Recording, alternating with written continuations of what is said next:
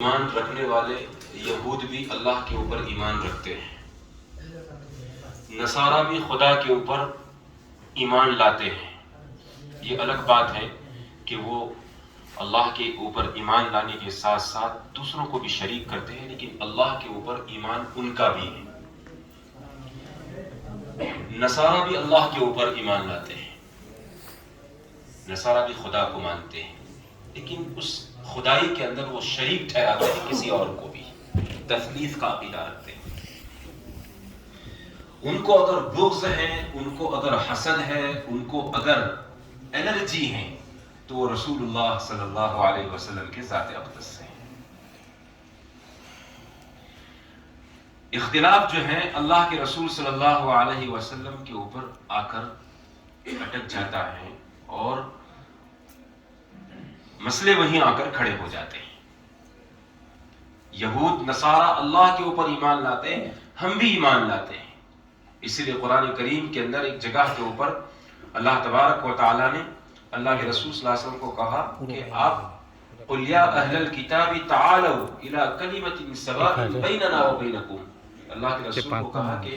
محمد آپ ایک کام کرو، مدینے کے اندر اور مکے کے اندر عرب کے اندر اختلاف ہیں، کوئی یہود ہے، کوئی نصارہ ہیں، کوئی الگ الگ مذہب کے ماننے والے ہیں، لیکن ہم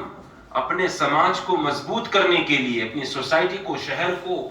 محفوظ کرنے کے لیے ہم ایک خدا کے اوپر ایک ہو جائے۔ ہمارا خدا کے اندر کسی کا انکار نہیں ہے۔ قُلْ يَا أَهْلَ الْكِتَابِ تَعَالَوْا إِلَىٰ كَلِمَةٍ، ایک کلمے کے اوپر ہم سب ایک ہو جائے۔ محمد آپ ان لوگوں کو یہ مشورہ دیجیے۔ اللہ کے رسول صلی اللہ علیہ وسلم کو اللہ تعالیٰ نے حکم دیا کہ آپ لوگوں کو سمجھاؤ،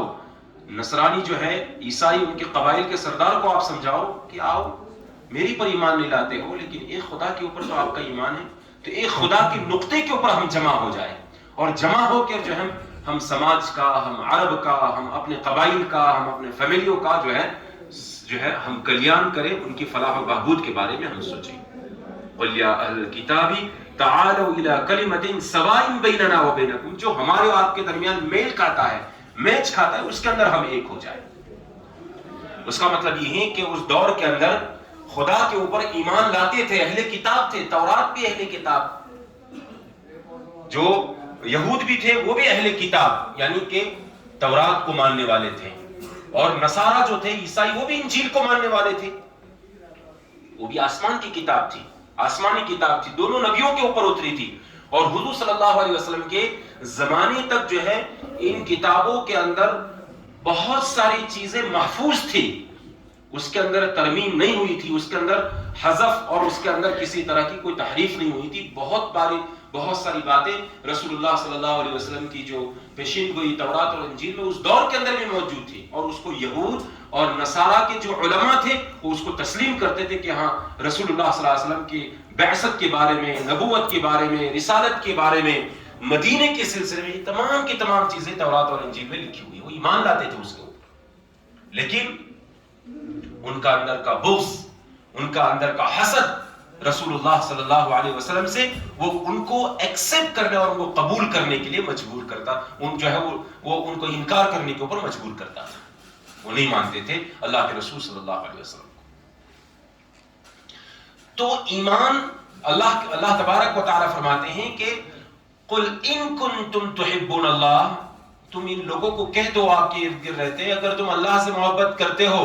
تو صرف اللہ سے محبت کافی نہیں ہے۔ اللہ سے صرف محبت کرو گے تو تم کبھی بھی صاحب ایمان نہیں کہلے جاؤ گے، اور کبھی بھی تم مومن نہیں کہو جاؤ گے۔ تمہیں اگر مومن کہلانا ہے اور تم اہل ایمان کی فہرست کے اندر تمہارا شمار کروانا ہے تو تم کو فَاتَّبِعُونِی، مجھ سے بھی محبت کرنی پڑے گی، یعنی اللہ کے رسول صلی اللہ علیہ وسلم سے محبت کرنی پڑے گی۔ رسول اللہ صلی اللہ علیہ وسلم کی محبت جو ہے یہ شرط ایمان ہے۔ اللہ سے صرف محبت، اللہ کے اوپر صرف ایمان لانا، یہ جو ہے یہ ایمان ناقص ایمان ہے، اور وہ مومن نہیں کہا جائے گا۔ ایمان کی تکمیل اسی وقت ہوتی ہے جب اللہ سے بھی محبت کرے اور رسول اللہ صلی اللہ علیہ وسلم سے بھی محبت کرے۔ قُلْ إِن كُنتُمْ تُحِبُّونَ اللَّهَ فَاتَّبِعُونِی، تم کہہ دو کہ مجھ سے بھی محبت کرے، اگر تم مجھ سے محبت کرے